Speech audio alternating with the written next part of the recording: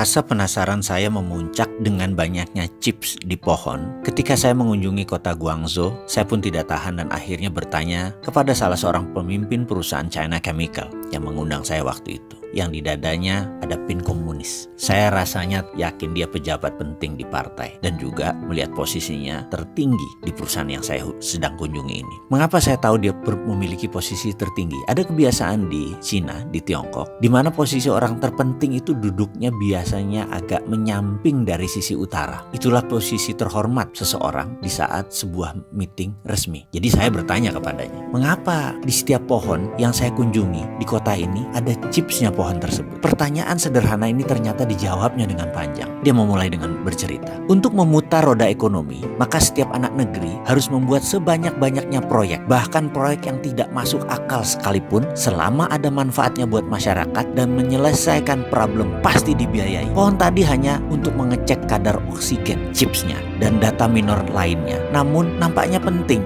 Karena itu menumbuhkan faktor ekonomi. Karena itu proyek itu dibiayai oleh negara. Saya pun bertanya, yang maksudnya dibiayai itu apa? Dia melanjutkan menjawab, penciptaan uang di Cina berbasis proyek. Dan proyek ini harus berlapis-lapis, hingga 10 lapis kalau perlu. Kalau tidak, ekonomi tidak berputar. Kembali saya agak bingung. Maksudnya bagaimana? Tolong bisa dijelaskan lebih lanjut. Kita punya istilah sendiri for the sake of discussion, oke? Katanya. Jadi kita tidak menggunakan bahasa yang umum maksud dia. Oke, saya bilang. Dia melanjutkan, kalau negara cetak uang, anggap itu adalah M0.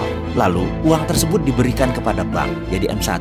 Lalu disalurkan kepada pengusaha, jadi M2. Pengusaha tadi membeli tanah, jadi M3. Pemilik tanah tadi yang menerima uang tadi membeli sebuah pabrik, jadi M4. Uang jualan pabrik tadi dibelikan tanah lagi membangun usaha baru, jadi M5. Lalu dia membelikan mobil, lalu terus menjadi M6, M16, bahkan M20. Pokoknya minimum M12 ke atas, itu maksudnya. Lalu selagi dia bicara, kepala saya membayangkan sebuah diskusi beberapa bulan yang lalu dengan pejabat negara yang menyatakan, setelah M1 di Indonesia di bank tersebut disalurkan ke M2, uang tadi oleh M2 dibelikan sebuah tanah menjadi M3.